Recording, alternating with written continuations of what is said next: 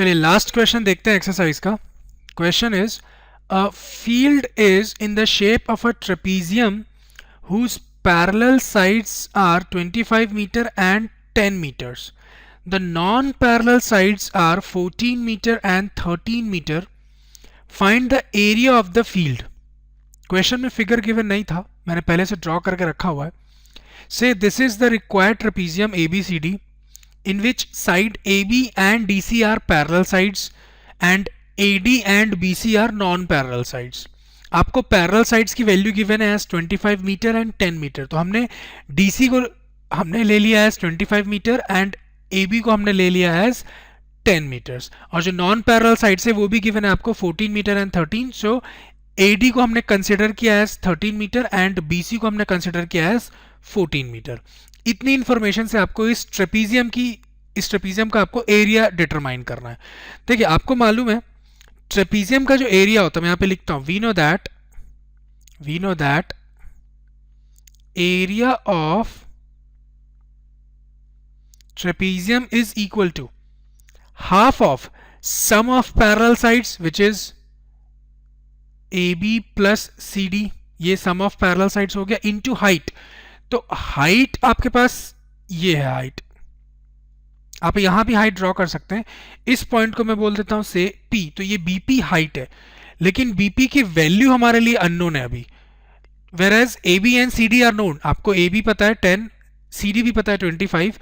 बस ये BP अगर पता चल जाए आपको, परपेंडिकुलर पता चल जाए आपको, ये हाइट पता चल जाए बोलना चाहिए ट्रेपीजियम का, तो आपका आंसर आ जाएगा. अब हमको कुछ भी करके ये BP डिटरमाइन करना, ये हाइट फाइंड आउट करना हमको. उसके लिए क्या करेंगे, देखिए सिंपल सा कंस्ट्रक्शन है. मैं एक्चुअली एक पैरेलल लाइन ड्रॉ करूंगा, आई मीन एडी से एक पैरेलल लाइन ड्रॉ करेंगे हम. ठीक है, इसको बोल देते हैं से BE. हमने कंस्ट्रक्शन क्या किया, यहां पे लिखता हूं, लेट BP. पहली बात तो मैं इसको कंस्ट्रक्ट किया हूं, let BP be the height of the trapezium. पहले तो हमने इसको हाइट ले लिया है. नाउ उसके बाद हमने कंस्ट्रक्शन में क्या किया, draw BE parallel to AD. AD से पैरेलल एक आप लाइन ड्रॉ करिए BE, और उसके बाद ये एक पैरेललोग्राम बन जाएगा. ABED एक पैरेललोग्राम बन जाएगा. तो अगर ये 10 है तो ये भी हो जाएगा आपके पास 10 मीटर्स, मतलब DE की वैल्यू 10. और अगर AD आपके पास 13 है तो BE भी हो जाएगा आपके पास 13 मीटर. ठीक, तो अब हम एक काम कर सकते हैं, जो ट्रायंगल बन रहा है BEC, इस ट्रायंगल की बात कर, देखिएगा ना, we need to find the area of triangle BEC. मैं लिखता हूं, वी नीड टू फाइंड, थोड़ा अच्छे से लिख देता हूं नीड में, we need to find the area of triangle BEC. एरिया आप निकाल सकते हैं हेरोन्स फॉर्मूला से, क्योंकि आपको तीनों साइड्स पता. आप देखिए ये 14 मालूम है, ये 25 पता आपको, और ये जो EC है वो कितना होगा, टोटल DC कितना था 25 में से आपको ये सबट्रैक्ट करना है DE. मैं यहाँ पे लिख भी देता हूँ, EC इज CD, जो CD है, minus ED, that is 25 minus 10 which gives us EC as 15 metre. ये आपके पास 15 मीटर है EC. तो तीनों साइड्स पता चल गया आपको, 13, 14 एंड 15. तो आप हेरोन्स फॉर्मूला से एरिया निकाल लेंगे. तो मैं लिखता हूँ, area is under root of S into S minus A into S minus B into S minus C. तो एक काम करते हैं, S यहाँ पे निकाल लेता हूँ मैं. S is half of 13 plus 14 plus 15. तो ये फाइनली सॉल्व करेंगे तो आपको S मिल जाएगा एज 21 मीटर. ठीक, तो अब S की वैल्यू पुट करिए आप, 21 इंटू 21 माइनस 13, मैंने A को 13 एज्यूम कर लिया, इंटू 21 माइनस 14, अगेन थोड़ा अच्छे से लिख देता हूँ इसको, 21 माइनस 14 इंटू 21 माइनस 15. देखते हैं क्या आ रहा है कैलकुलेट करने से. Under root of 21 into 21 minus 13 will give you 8 into 21 minus 14 will give you 7 into 21 minus 15 will give you 6. तो देखते हैं क्या होता है यहाँ पे. एक काम करता हूँ, थोड़ा स्पेस अवेलेबल करते हैं.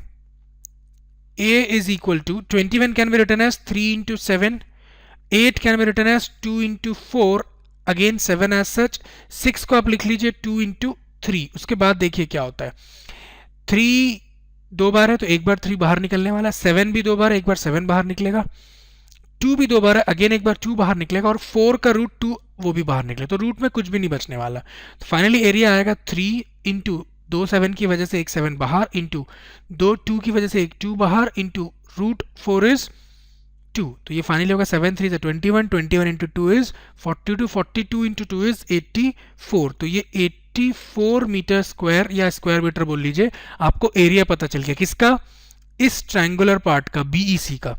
अब आप देखिए ट्रायंगल का एरिया हम half of base into height से भी निकाल सकते हैं ना।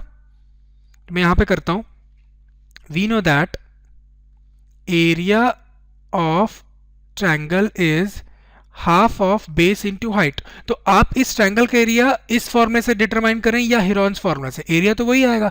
तो हमने हिरॉन्स फॉर्मूला से तो निकाल लिया है, अब मैं वो एरिया यहाँ पे पुट करता हूँ। एरिया हमको 84 मिला था, इज इक्वल टू किस ट्रायंगल की बात हो रही है, ट्रायंगल बीईसी की बात हो रही है, ठीक है।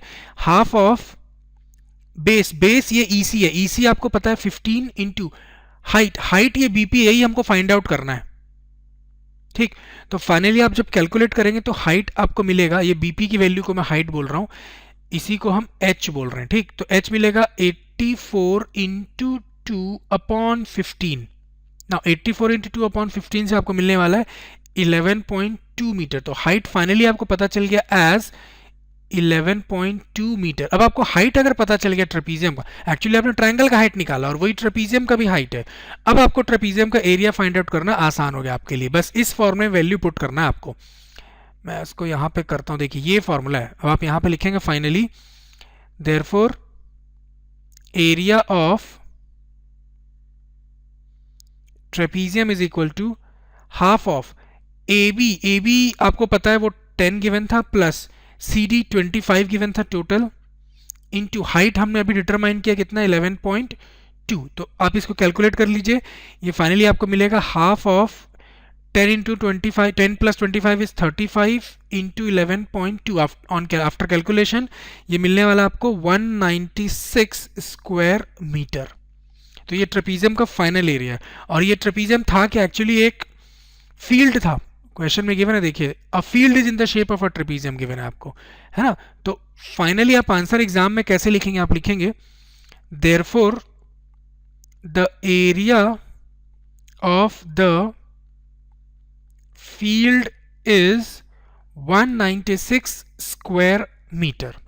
So this completes our solution as well as the entire exercise 12.2 as well as the entire chapter Heron's formula as far as NCERT exercise is concerned, ठीक।